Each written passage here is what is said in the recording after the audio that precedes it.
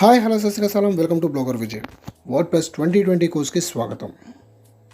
So ఈ lesson 13లో మనం వర్డ్ప్రెస్లో ఒక కాంట్రాక్టర్స్ పేజ్ని ఎలా క్రియేట్ చేయాలి ప్రొఫెషనల్గా ఉండేది తెలుసుకుందాం. సో దీనికోసం మనం కంప్యూటర్ స్కిల్లోకి వెళ్దాము. మన బ్లాగ్లో వచ్చేసి ఏంటంటే సో ఆల్రెడీ కాంట్రాక్టర్స్ పేజ్ని మనం క్రియేట్ చేయడం జరిగింది. సో కొంచెం కిందకి స్క్రోల్ చేసి చూద్దాం. సో మనకి ఇందులో వచ్చేసి ఏంటంటే ఒక ప్రొఫెషనల్ కాంట్రాక్ట్ ఫామ్ని మనం ఇన్సర్ట్ చేయాలి వర్కింగ్ది. సో దీనికోసం మనం ఏం చేయాలి అంటే సో వర్డ్ప్రెస్ డాష్బోర్డ్లోకి వద్దాము. సో వర్డ్ప్రెస్ డాష్బోర్డ్లో కనుక చూసినట్లయితే మనం ఆల్రెడీ పేజెస్ క్రియేట్ చేసాం. సో పేజెస్లో మనం ఆల్ పేజెస్లోకి వెళ్ళి సో మనం క్రియేట్ చేసినటువంటి కాంట్రాక్ట్ పేజ్ ఏదైతే ఉందో సో దాన్ని మనం ఎడిట్ చేయాలి. సో దీనికోసం నేను ఏం చేస్తున్నాను అంటే ఈ కాంట్రాక్టర్స్ పేజ్ని సో న్యూ పేజ్లో ఓపెన్ చేస్తాను అన్నమాట ఎడిట్ చేయడానికి. సో నాకు కాంట్రాక్ట్ పేజ్ అనేది ఓపెన్ అయిందన్నమాట. సో ఇక్కడ మనం ఏం చేయొచ్చు అంటే సో కాంట్రాక్ట్ ఫామ్ 7 అనేటువంటి ప్లగిన్ మనం ఇన్స్టాల్ చేసాం కదా. సో ఆ ప్లగిన్ని మనం ఓపెన్ చేస్తే మనం సో ఇక్కడ షార్ట్ కోడ్ అనే ఒక కోడ్ కనిపిస్తుంది. సో మీరు ఏదైతే ఆ షార్ట్ కోడ్ ఉందో సో ఆ మొత్తాన్ని కూడా జస్ట్ కాపీ చేసుకొని సో మనకి కావాల్సిన ఫామ్స్ కావచ్చు లేకపోతే ఫంక్షనాలిటీ కావచ్చు మొత్తం కూడా మీకు ఈ షార్ట్ కోడ్లోనే ఉంటుందన్నమాట. సో ఇక్కడ దీన్ని పేస్ట్ చేసి సో కొంచెం కంటెంట్ కూడా చేంజ్ చేస్తాను. So feel free to contact us for more information or suggestions. So update మీద క్లిక్ చేసి ఒకసారి రిఫ్రెష్ చేద్దాం. సో బ్లాగ్ పోస్ట్ అప్డేట్ అయింది. సో ఇప్పుడు ఒకసారి పేజ్లోకి వెళ్ళి రిఫ్రెష్ చేద్దాం. సో చాలా తక్కువ టైంలో మీకు చాలా ఈజీగా ఒక కాంటాక్ట్ ఫామ్ పేజ్ని మనం క్రియేట్ చేయొచ్చు విత్ ఫంక్షనాలిటీ. సో ఇప్పుడు మనం క్రియేట్ అయినటువంటి దీంట్లో మనం ఏమైనా చేంజెస్ చేయాలనుకుంటే ఎలా చేయాలి. సో నేను ఏం చేస్తానంటే ఒక కాంటాక్ట్ నెంబర్ని యాడ్ చేయాలనుకుంటున్నాను ఈ ఫామ్లో. సో దాన్ని ఎలా యాడ్ చేయాలో చూద్దాం. సో దీనికోసం నేను ఏం చేస్తానంటే ఇక్కడ కాంటాక్ట్ ఫామ్ వచ్చింది కదా. సో దీంట్లో ఎడిట్ మీద క్లిక్ చేస్తున్నాను. సో ఎడిట్ మీద క్లిక్ చేస్తే నాకు సో ఈ విధంగా కొంత సెక్షన్ అనేది వస్తుందన్నమాట. సో కోడింగ్ సంబంధించిన సెక్షన్. సో దేన్ని కూడా మనం ఏం చదివించొద్దు. సో ఇక్కడ మీకు మీ రిక్వైర్మెంట్ని బట్టి కావాల్సిన విధంగా మీరు HTML forms related content add చేయొచ్చు. సో ఇక్కడ నేను ఏం చేస్తున్నాను అంటే సో ఈమెయిల్ ఏదైతే ఉందో సో దాన్ని కాపీ చేసి సో మళ్ళీ పేస్ట్ చేశాను.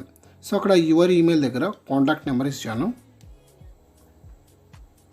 సో తర్వాత రిక్వైర్డ్ ఫీల్డ్ కాదు, సో మ్యాండేటరీగా ఏం కాదు. సో కింద ఏదైతే సో ఈమెయిల్ యువర్ ఈమెయిల్ అనేది కదా సో అది కోడింగ్కి సంబంధించి అనమాట. సో మీకు పైన చూసినట్లయితే టెల్ అని కనిపిస్తుంది. సో దాంట్లో సో ఇక్కడ మీరు రిక్వైర్డ్ ఫీల్డ్ కావాలి అంటే రిక్వైర్డ్ మీద పెడితే రిక్వైర్డ్ ఫీల్డ్ అవుతుంది. సో అక్కర్లేదు అనుకుంటే అక్కర్లేదు. సో నేను ఇన్సర్ట్ ట్యాగ్ మీద క్లిక్ చేస్తే నాకు దానికి సంబంధించిన కోడ్ అనేది ఇన్సర్ట్ అయింది. సో దీన్ని నేను రిమూవ్ చేసేస్తున్నాను. సో రిమూవ్ చేసేసి నాకు ఇంకేం అవసరం లేదు, సేవ్ చేశాను. సో సేవ్ చేసిన తర్వాత నాకు ఇప్పుడు ఒకసారి రిఫ్రెష్ కనుక చేసినట్లయితే సో ఫోన్ నెంబర్ కూడా యాడ్ అవుతుంది అన్నమాట. So contact number field add అయింది. సో ఇప్పుడు మనం ఇది ఎలా వర్క్ అవుతుంది సో ఒకసారి చూద్దాం. సో దీనికోసం మనం ఏం చేద్దామంటే వర్కింగ్కి సంబంధించిన ప్రాసెస్ చూద్దాం. సో మీకు ఇది వచ్చేసి ఏంటంటే ఫామ్కి సంబంధించిన డీటెయిల్స్ అనమాట. అదేవిధంగా మెయిల్ అని కనిపిస్తుందో ఇందులో వచ్చేసి ఏంటంటే టు మెయిల్ అనమాట. సో ఇది మనం వర్డ్ప్రెస్ ఇన్స్టాలేషన్ అప్పుడు ఏదైతే అడ్మిన్ మెయిల్ ఐడి ఇస్తామో సో అదే మెయిల్ ఐడి డిఫాల్ట్గా ఉంటుంది. సో కావాలంటే మీరు ఎక్స్ట్రా కూడా యాక్సెస్ యాడ్ చేయొచ్చు అనమాట. సో ఇక్కడ నేను ఏం చేస్తున్నాను సో bloggervj18@gmail.com అనేటువంటి నా మెయిల్ ఐడి ఏదైతే ఉందో సో దాన్ని నేను ఇస్తున్నాను. సో మీకు డెమో పర్పస్ చూపించడం కోసం. సో ఇక్కడ మీకు ఎక్కడి నుంచి మెయిల్ వస్తుంది సో wordpress@telugu-mp3lyrics.in నుంచి వస్తుంది. అంటే మీ బ్లాగ్ నేమ్తో డిఫాల్ట్గా వర్డ్ప్రెస్ అనేటువంటి ఒక ఈమెయిల్ ఐడి క్రియేట్ అవుతుంది అన్నమాట. సో ఇదంతా కూడా ఏంటి అంటే సబ్జెక్ట్ తర్వాత దానికి సంబంధించినటువంటి మెసేజ్ బాడీ. సో ఈ మెసేజ్ని బేస్ చేసుకొని మీరు పర్టికులర్ మనం కాంటాక్ట్ ఫామ్ నుంచి వచ్చిందని చెప్పి మీరు అర్థం చేసుకోవచ్చు అనమాట. సో దీనికోసం నేను పెద్దగా ఎడిటింగ్ ఏం చేయట్లేదు. సో సేవ్ చేశాను. సో తర్వాత వచ్చేసి పక్కన మెసేజ్ అని గమనిస్తుంది కదా. సో మీరు ఒక మెయిల్ సెండ్ చేస్తే సక్సెస్ఫుల్ అయితే ఎలాంటి మెసేజ్ రావాలి, అదేవిధంగా ఫెయిల్యూర్ అయితే ఎలాంటి మెసేజ్ రావాలి. సో ఇలాంటి మెసేజ్ అన్నీ కూడా వీళ్ళు ఆల్రెడీ ఫిక్స్ చేసి పెట్టేశారు. సో దీని జోలికి కూడా మనం పెద్దగా వెళ్ళాల్సిన అవసరం లేదు. ఒకవేళ మీకేమైనా రిక్వైర్మెంట్ ఉంటే వీటిని చేంజ్ చేసుకోండి చూసుకొని. సో ఒకసారి మనం ఈ కాంట్రాక్ట్ ఫామ్ని మనం వెరిఫై చేద్దాం సో ఎలా వర్క్ చేస్తుంది అనేది. సో దీనికోసం ఏం చేస్తున్నట్టే రిఫ్రెష్ చేసి ఆ డీటెయిల్స్ ఇస్తున్నాను. సో యువర్ నేమ్ దగ్గర మీ యొక్క నేమ్. సో టెస్టింగ్ పర్పస్ కోసం నేను విజయ్ అని ఇస్తున్నాను, ఒకరు విజయ్. సో తర్వాత ఈమెయిల్ ఐడి. సో మన ప్రజెంట్ ఈమెయిల్ ఐడి ఏదైతే అది ఇస్తున్నాను. సో కాంటాక్ట్ నెంబర్ నేను ఒక ర్యాండమ్ నెంబర్ ఇస్తున్నాను. సబ్జెక్ట్. సో ఇక్కడ మనం సబ్జెక్ట్ ఇవ్వాలి. సో ఈ సబ్జెక్టే మనకి ఒక మెయిల్కి వచ్చినప్పుడు మెసేజ్గా వస్తుంది. So this is a contact form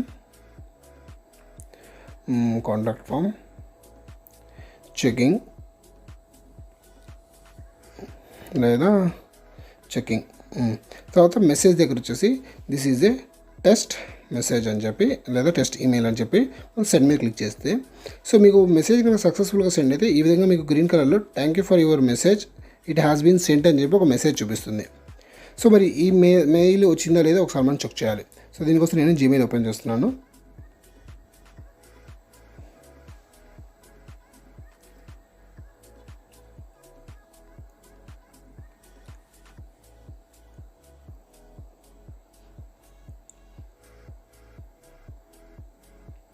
so మీరు జీమెయిల్ కనుక ఓపెన్ చేసి చూసినట్లయితే సో టాప్ మెయిల్ ఏదైతే చూడండి తెలుగు MP3 లిరిక్స్ అని ఉంది. సో దానికి వచ్చినటువంటి మెసేజ్ సబ్జెక్ట్ చూడండి this is contact form checking అని వచ్చింది. సో మీరు వచ్చినటువంటి మెయిల్ చూడండి wordpress@telugu mp3 lyrics.in అని వచ్చింది. సో బట్ ఎవరి నుంచి వచ్చిందో చూడండి రిప్లై కనుక చూసినట్లయితే సో మీకు రిప్లై ఎవరికి వెళ్తుంది so VJ Telugu MP3 lyrics@gmail.com దానికి వెళ్తుంది. సో మెయిల్ వచ్చిందేమో WordPress దాని నుంచి వచ్చింది, అదేవిధంగా మెయిల్ పంపించేదేమో జీమెయిల్ దానికి వెళ్తుంది అనమాట. సో అదేవిధంగా ఫ్రమ్ ఎక్కడి నుంచి వచ్చింది, తర్వాత సబ్జెక్ట్, మెసేజ్ బాడీ, కింద ఏంటంటే డిఫాల్ట్ టెక్స్ట్ వాడు ఏదైతే ఇచ్చాడో అదనమాట. సో ఈ విధంగా మనం ఏదైతే మనం కంటెంట్ కావాలి అనుకుంటామో సో ఆ కంటెంట్ని మనం పంపించవచ్చు అనమాట. సో ఎవరైతే వాళ్ళు యూజర్ మనకి మెయిల్ చేస్తారో సో మెసేజ్ చేస్తారో ఆ మెసేజ్ మొత్తం కూడా మనకు వస్తుందన్నమాట. సో ఈ విధంగా మనం చాలా సింపుల్గా మనం కాంటాక్ట్ ఫామ్ని క్రియేట్ చేయొచ్చు.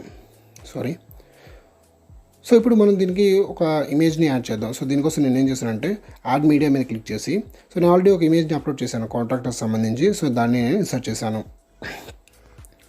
సో దీన్ని ఎడిట్ చేసి centre edit full with update. Okay, so update మీద ప్రెస్ చేసి ఒకసారి అప్డేట్ అయిన తర్వాత రిఫ్రెష్ చేసి చూద్దాం. ఓకే, అప్డేట్ అయిపోయింది. ఒకసారి రిఫ్రెష్ చేద్దాం. సో ఈ విధంగా మీరు ఏంటి అంటే ఒక అద్భుతమైనటువంటి కాంట్రాక్టర్స్ పేజ్ని చాలా ఈజీగా క్రియేట్ చేయొచ్చు అనమాట. సో ఎటువంటి టెక్నికల్ నాలెడ్జ్ లేకపోయినా ఫంక్షనాలిటీతో. సో ఇదిగా సీ లెసన్. మళ్ళీ మనం నెక్స్ట్ లెసన్లో కలుద్దాం. Thanks for watching. Bye, see you.